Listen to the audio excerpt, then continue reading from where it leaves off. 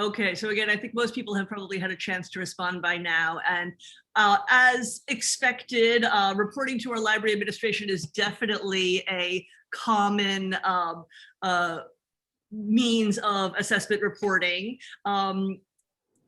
There are, as we can see, reporting within our department or reporting to campus administration are the next ones. Not seeing a few people are saying yes, that they don't report their assessment results to anybody, or they perhaps don't assess. And again, as Alexandra mentioned in the chat, that is not uncommon. A lot of us, if we are doing assessment, we're doing it for our own improvement.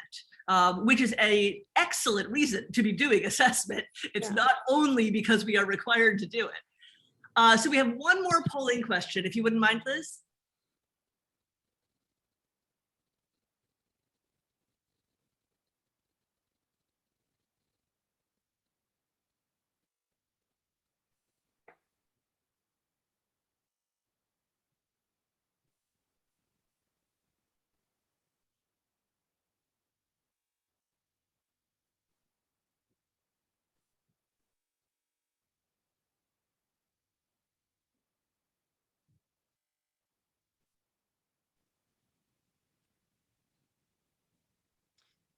I'm really excited to see that we have at least 2 people who have used Project Outcome a lot, because part of what we're trying to do with this session is to create a community and crowdsourced knowledge about using Project Outcome and using assessment techniques in your library. So we can't wait to hear what you have to say.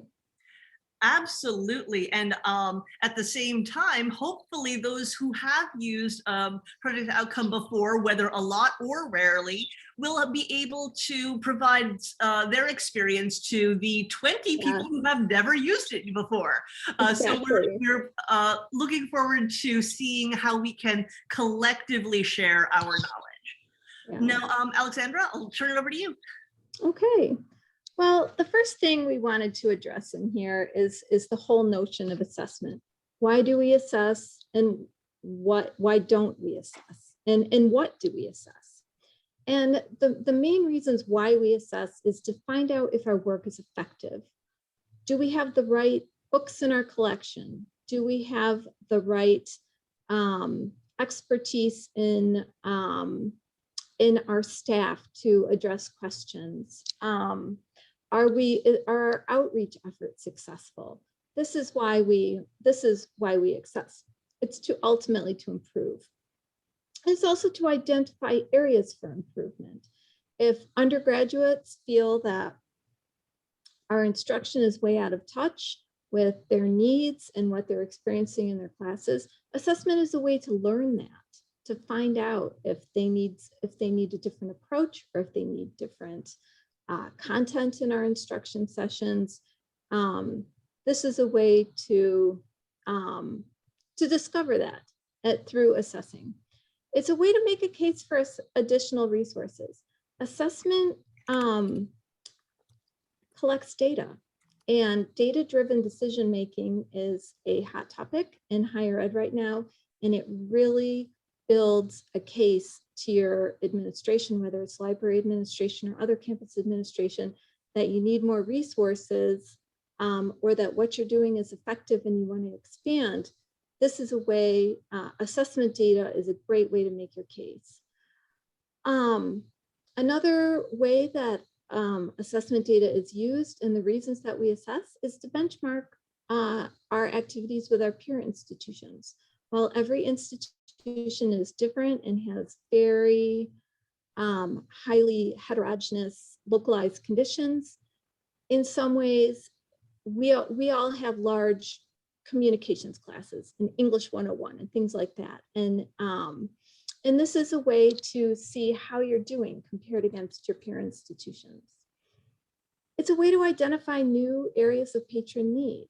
At Wayne State, we have a new, well, relatively new within the last couple of years, Hacker Lab, and students absolutely love it. And while we didn't identify it through assessment, we identified it through just talking to students and finding out what their needs were, and you know, librarians stepping up to provide these services. These are ways that we can identify unmet needs on campus. And if you have any other reasons for why we assess, put them in the chat. But more, and I just want to put this out in the open, and Diana and I have talked about this, more importantly are the reasons why we don't assess. You know, we heard in the polls that some people are not using project outcome and some people don't do any assessment at all. And the main reasons why we don't assess, and this like blew my mind when Diana said it, was nobody likes to feel judged, even if it's only by yourself. So assessment brings up questions of job performance, of ranking, of politics within the library, of uncomfortable feelings of failure or potentially not being good enough, whether that feedback comes from students or a supervisor or your own internal negative self-talk. And what we want to communicate about project outcome is that it is absolutely not assessing your performance. What it is assessing is the experience of students and the content that you shared. And quite honestly, as you'll see from statistics that we share, students are thrilled with library content. What students tell us in feedback is that they wish they'd heard this their freshman year. They wish they had heard what we're sharing earlier, and they're very, very positive about the library.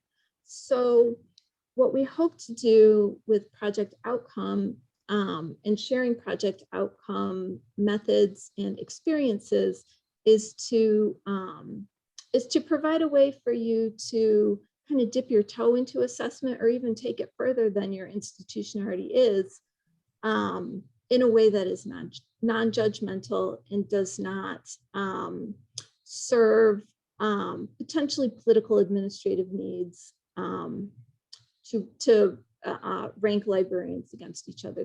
That's absolutely not what this is all about. So I have not checked the chat.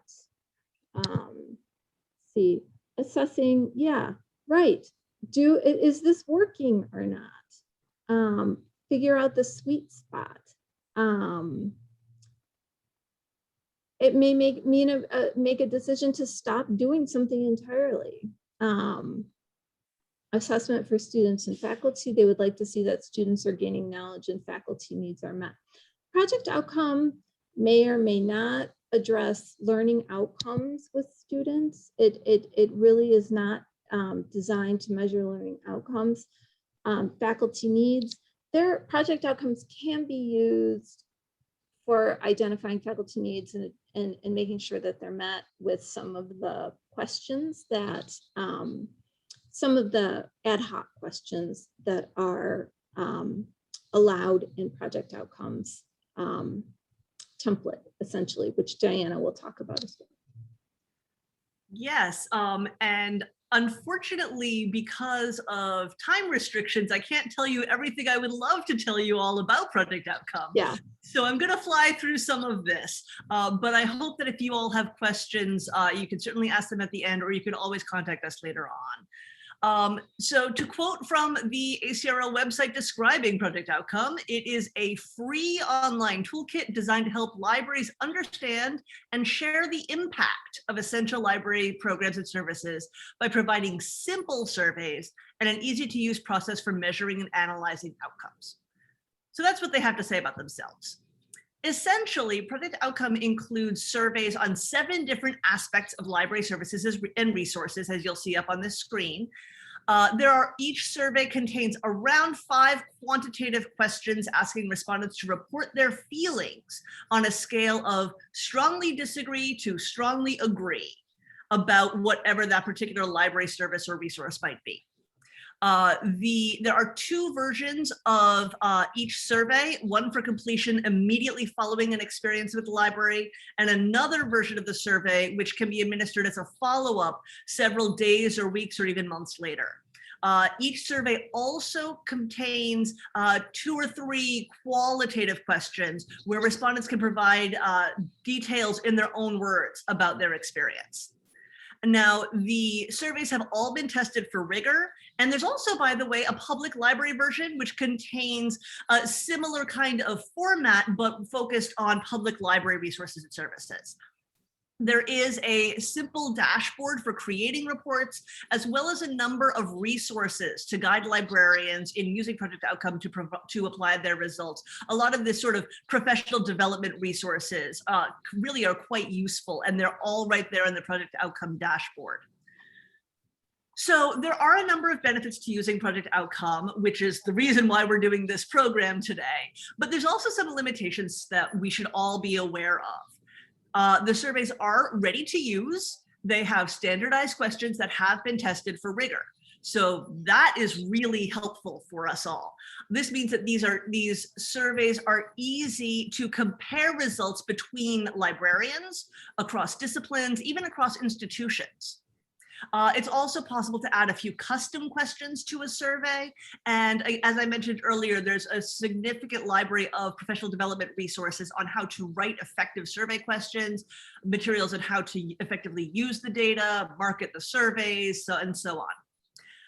But it is important to remember that, as Alexandra alluded to a moment ago, the Project Outcome surveys measure what patrons report about their own perception and their own experiences with the library resources and services.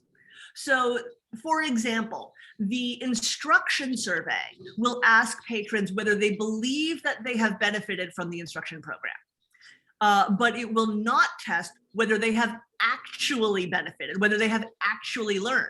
It measures the students' perception of their learning, not their actual learning.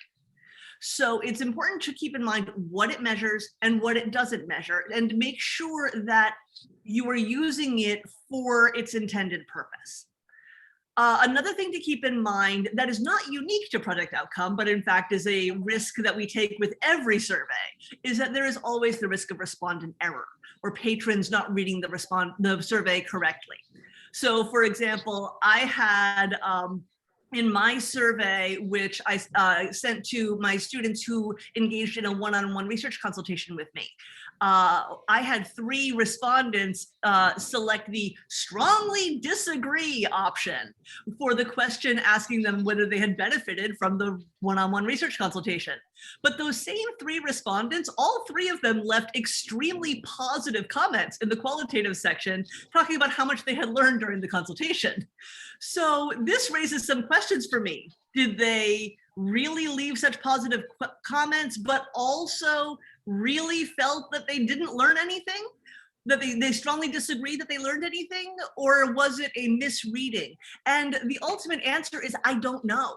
I have this data that I have to question the reliability of some of the responses simply by virtue of potentially patrons misreading.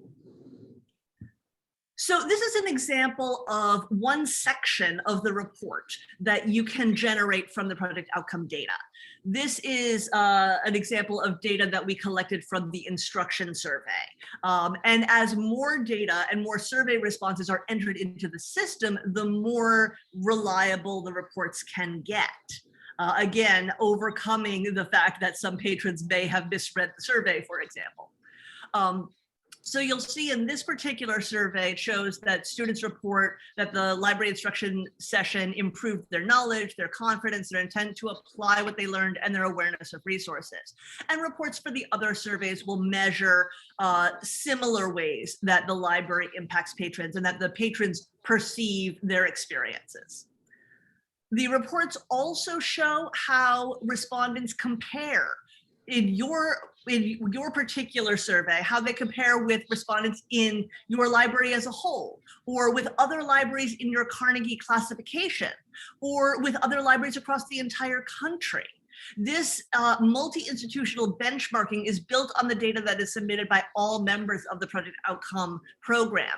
And after about 2 years or so of the program being available, we're seeing that as more and more libraries participate and submit their data, that is affecting the relationships but with the Carnegie classification numbers and the national average numbers as well. So I, for one, am very excited to get more and more people from many different types of libraries using Project Outcome and providing their data to see how the numbers compare across these different types of institutions. So again, and I apologize, I know that I'm going quite quickly through all of this, but I want to make sure that you all have time in the breakout rooms to have some discussion. So I will just tell you a little bit quickly about how we at WMU are using the data that we have gathered through the Project Outcome surveys to inform other aspects of our work. Now, most of the Project Outcome surveys that we have been using at WMU have been the instruction surveys, the research consultation surveys, and the events and programming surveys. These are the primary ones that we've used so far. Certainly, we're very interested in exploring the other surveys as well, but those are the 3 areas that we've delved deeply into so far.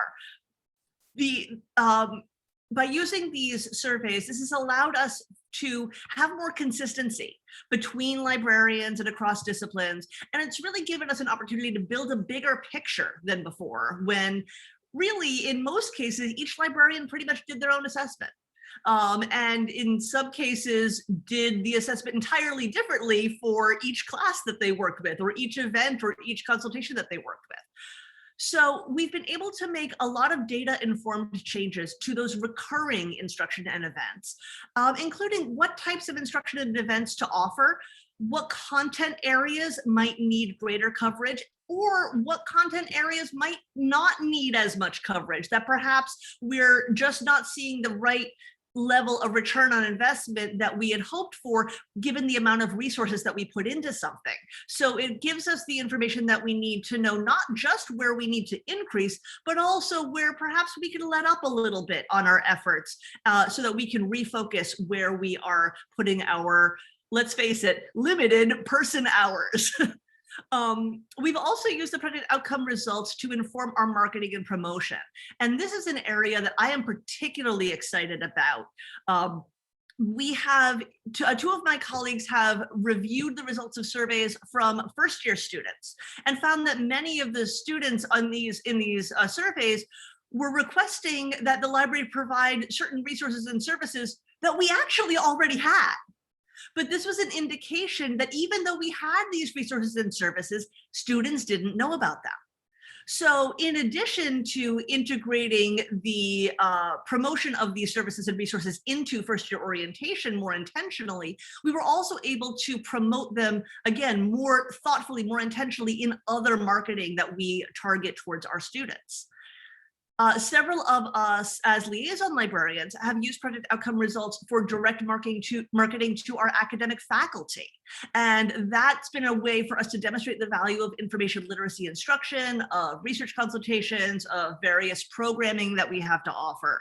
By sharing the quantitative data reports, like the section of the report that I showed you all a few minutes ago, we're able to show that students report that they are significantly benefiting in their confidence and their ability to complete their class assignments.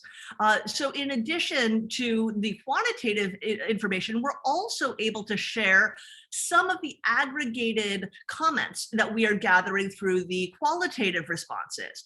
One of the most common qualitative responses that we receive from students is an expression that they wish that they had attended a library instruction session earlier in their career. Most often we find ourselves working with students in the research methods classes or a capstone class, and students in those classes say, I wish I knew this 2 years ago. So this adds weight to the conversations that we as liaisons are having with individual faculty and also with departments as a whole as to the benefits of scaffolding information literacy instruction throughout a given academic program. The other area that I just want to mention briefly is our own research. Some of my colleagues are actually using the project outcome data in their own research.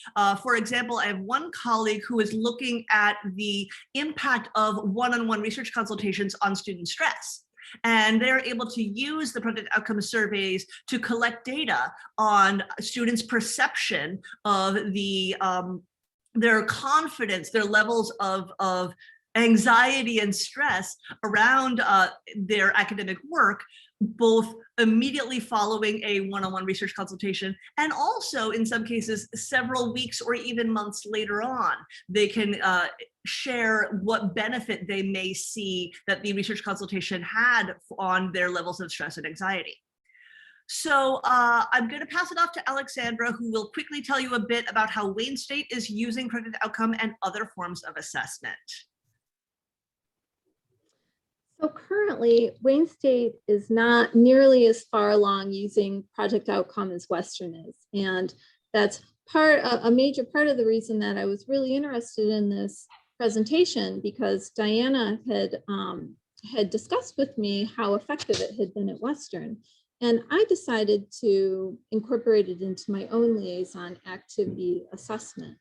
Currently, Wayne State assesses typically based on external pressures, such as the higher ed certification. We're required to demonstrate continuous improvement in learning outcomes. We also report ACRL, ARL statistics, and then internally, some librarians choose to perform internal assessment of instruction activities.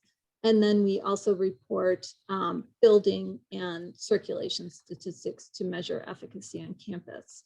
Currently, I'm using project outcome in my research consultations. So I have sent out a survey after the fact to everyone in the last academic year that I had a research consultation with, which was over 60 people. And since it was the pandemic, we had these consultations over Zoom, or we did them exclusively over email. And I've gotten about 10 responses. And that is because my survey was sent out after the semester ended.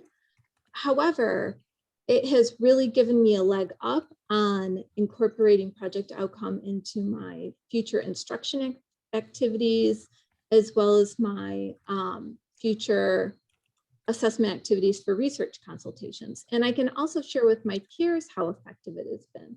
The feedback, even from the limited number of responses I've got, I included 3 qualitative questions about what people liked and where the library can improve our research services.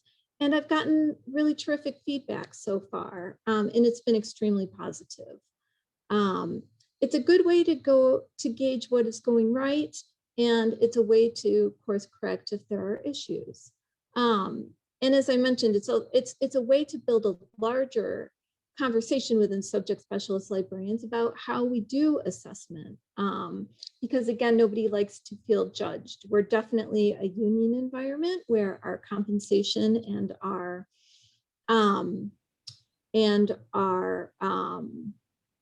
evaluations are based on factors that are determined between the provost and a union contract. So it's not so much a job performance issue. It's more like identifying where we can improve to serve students better. And I just see so many opportunities for assessing space, for assessing events, and the other areas that project outcome is able to assess.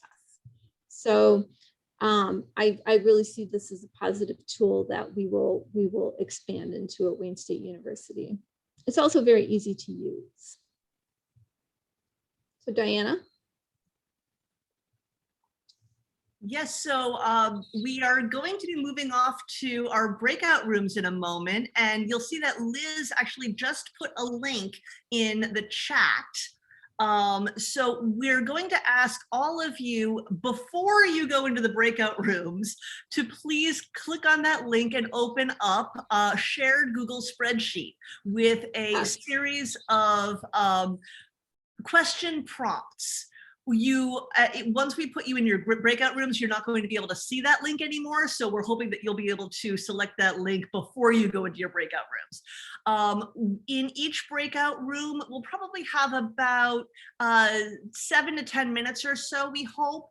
And you will be able to answer any or all of those question prompts. It is totally up to you. But our goal is to create a crowdsourced document that we can all refer back to over the next however long a period we might need to share our thoughts and experiences with assessment, or things that we even just might try in the future.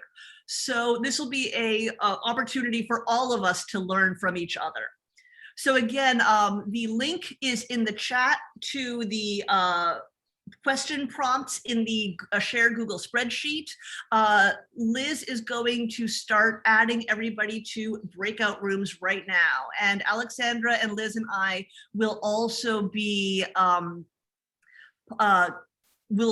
popping in and out of breakout rooms just to make sure that everybody's able to access that spreadsheet.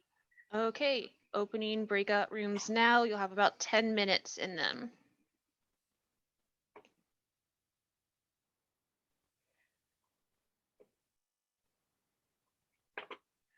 Okay, Alexandra and Diana, I tried to keep it around 4 people. We had some people who left. So there's about 6 rooms, I think, that have people in them, but you should be able to see who has rooms and who does, which rooms have people in them, which rooms don't. So feel free to pop in. So, oh, I see. Okay. So, why don't I start at the bottom with room 7, and we can just make sure that everybody has the link. I think you're muted, Alexandra. I can take room 6, and I'm happy to take room 4 as well. And we can, Okay. we can just make sure that folks have the link. Yeah. Let me make sure. Did we put it in the chat? Yes. Beforehand to the shared document? Yeah. Okay, terrific. All right, I'll grab rooms 1 and 2 then. So if, yep, okay. Okay, then I'll go to 6 and 4. Okay.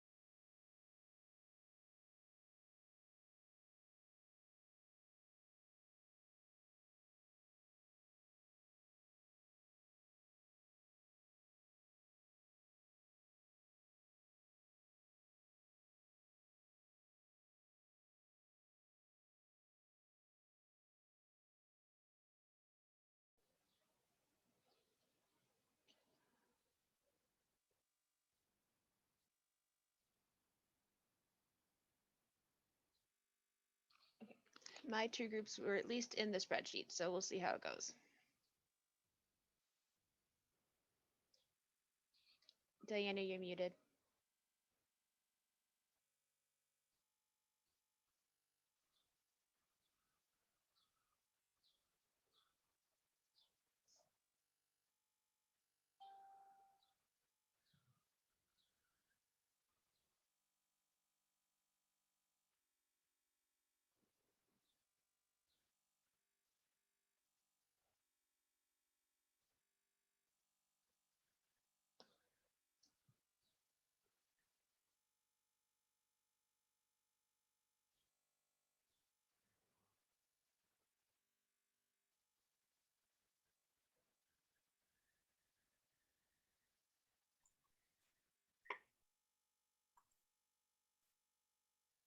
And we go until 12, that's right, Liz? We go until 12. I've got the I got it set up so that they'll close in about 5 minutes. That and sounds that perfect. leaves 5 minutes to bring everybody back together. Quick Q&A / share out. Perfect, thank you. You're welcome.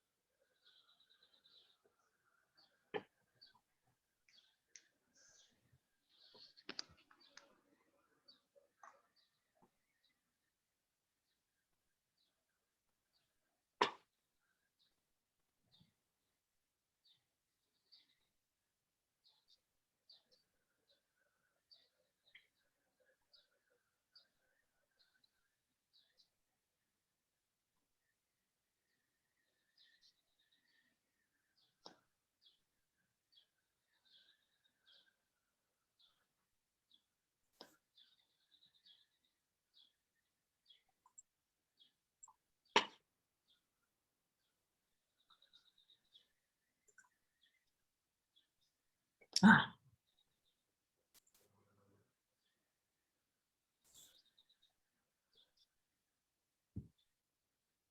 I spent some time in breakout room 6 and they had some questions about the tool, about writing your own questions, about comparisons across the university or across the library, and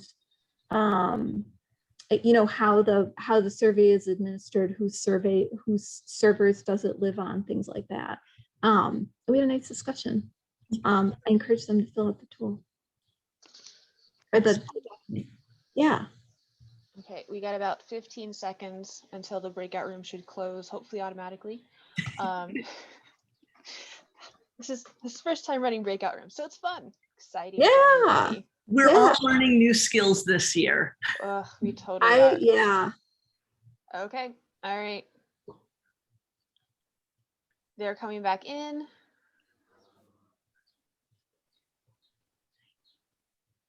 I know, Mr. Kitty.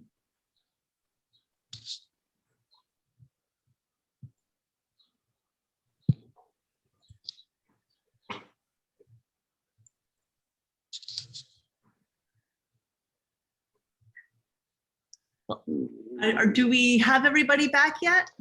Not quite yet. We've still got some people, I believe, in their rooms because I'm sure they are discussing wonderful in-depth things. There's about another 20 seconds and they will be like firmly kicked out, I think. Okay. Kicked back into the main room. I'm loving seeing how much information everybody has been able to share, seeing this record of crowdsourced conversations. Me too. Like you only see in your day-to-day work the context of your own institution, and having a crowdsourced documents just sparks ideas. It just takes you out of the box. Yes. Well, and we are committing to keeping this spreadsheet active at least through the end of 2021.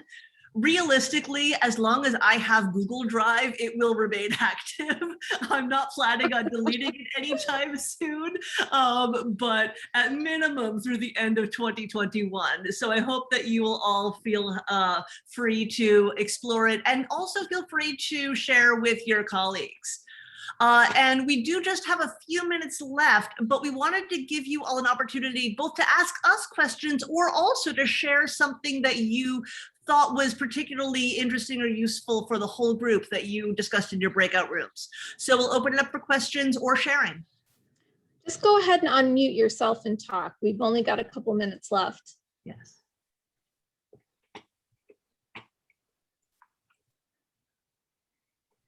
Hi there. So Brian Holda here. I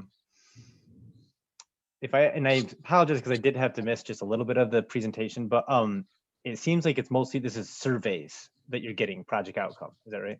That's correct. Surveys, but surveys that are standardized across institutions so that you can get reports that give you the data across multiple individuals and multiple institutions. Sure. It's also an opportunity to ask open-ended questions, so which collects a little bit more qualitative data as opposed to just the quantitative. Yes. And my guess is this is beyond the scope of this, which is you can just say that, but I do usability testing, and I know that surveys have come up before, or focus groups, and there's a lot of like red tape around it in terms of that's what they think, or that's how they think, versus sometimes what people think they do is different than what they actually do. Right. And there's that gap. So I'm just curious how you address, or if you address that gap. That's one of the reasons why it is so important to be intentional about when and how you are using survey versus another form of assessment. So for example, we were talking about instruction, and the instruction survey measures the students' perception of what they have learned or how much they have learned, not what they have learned.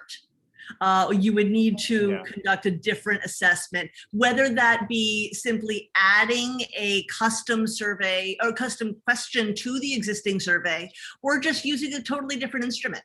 Both would be entirely appropriate ways to proceed. But that is one of the big things to keep in mind, is what exactly is being measured, and conversely, what is not being measured.